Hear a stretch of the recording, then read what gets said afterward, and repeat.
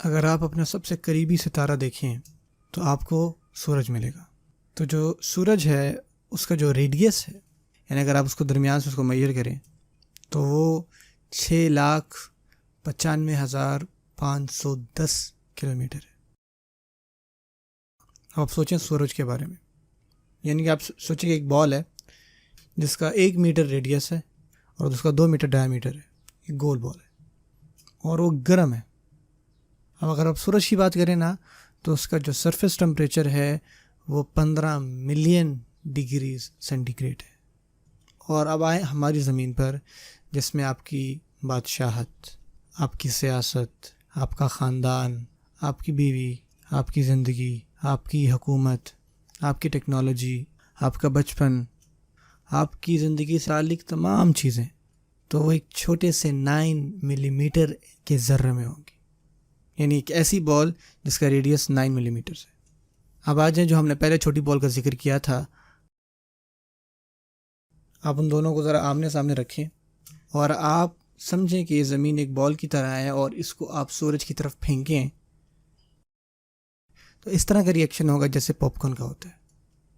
جیسے آپ کہتے ہیں نا پاپ کارن، تب آپ کہیں گے ارتھ کون. اور وہ جو سورج ہے اس میں آ سکتی ہیں تقریباً 1.3 ملین زمینیں اس کے اندر آ سکتی ہیں. پر یاد رکھیں کہ جو یہ سورج ہے نا وہ سب سے قریب ہے ہمارے. اور جب آپ آسمان کو دیکھیں، وہ جتنے بھی چھوٹے چھوٹے ذرے جو چمک رہے ہیں آسمان میں، وہ سارے کے سارے ستارے ہیں اور وہ سورج سے بھی بڑے ہیں. کچھ جو ہیں وہ سینکڑوں لائٹ ایئرز اوے ہیں ہم سے. اور وہ جتنے بھی ذرے چمک رہے ہیں، جتنے بھی وہ ستارے ہیں، جتنے بھی وہ سیارے ہیں، اور یہ سارے کے سارے پہلے آسمان کے اندر آتے ہیں. قال تعالی وَزَيَّنَّا السَّمَاءَ الدُّنْيَا بِمَصَابِيحَ، ہم نے اس دنیا کے آسمان کو مزین کیا مصابیح کے ساتھ، ستاروں کے ساتھ. اور ہمیں حدیث میں ملتا ہے کہ پہلے آسمان کو اگر آپ دوسرے آسمان کے ساتھ کمپیئر کریں تو ایک صحرا میں انگوٹھی کی طرح ہے. سوچیں آپ ایک انگوٹھی ایک صحرا میں رکھ دیں اور دوسرا اور تیسرا آسمان بھی ایک صحرا میں انگوٹھی کی طرح ہے. اب اس پہلی انگوٹھی میں کہیں پہ جا کے آپ کو سورج اور زمین ملتی ہے.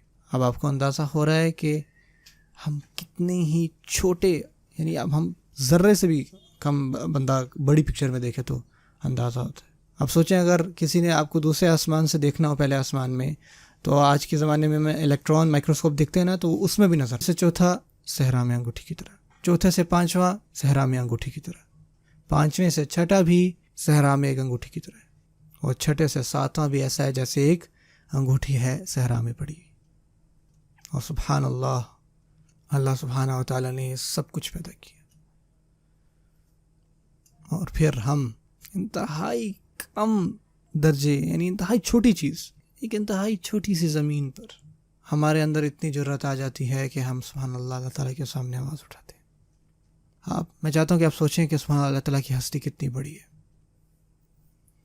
سوچیں، سنیں، اللہ رب العزت فرماتے ہیں وَمَا قَدَرُ اللَّهَ حَقَّ قَدْرِهِ، انہوں نے اللہ تعالیٰ کی قدر، اپریسیشن ویسے نہیں کی جیسے اللہ تعالیٰ کی قدر کرنی چاہیے تھی، جیسے سمجھنا چاہیے تھا. آپ نے اللہ تعالیٰ کو ویسے نہیں سمجھا جیسے اللہ تعالیٰ کو سمجھنے کا حق تھا. اور پھر اللہ تعالیٰ بتاتے ہیں کہ وہ کون ہے. وَالْأَرْضُ جَمِيعًا قَبَضَتُهُ يَوْمَ الْقِيَامَةِ، یہ زمین اور اس کے اندر جو بھی چیزیں ہیں وہ ساری کے ساری اللہ تعالیٰ کے ہاتھ میں ہوں گی قیامت کے دن. وَالسَّمَاوَاتُ مَطْوِيَّاتٌ بِيَمِينِهِ، اللہ تعالیٰ تمام آسمانوں کو اپنے دائیں ہاتھ میں سے رول کریں گے. سبحانہ وتعالی عما یشرکون، پاک ہے وہ ذات اور کتنی بلند ہے وہ ذات ان چیزوں سے جن کے ساتھ یہ اللہ کو شریک کر رہے ہیں. تو آپ سوچ سکتے ہیں کہ ایک انسان کے لیے کتنی بے وقوفانہ بات ہے کہ کسی پتھر کو، کسی جانور کو، کسی انسان کو، کسی قبر کو، کسی منزل کو اللہ تعالیٰ کے ساتھ ملا دینا.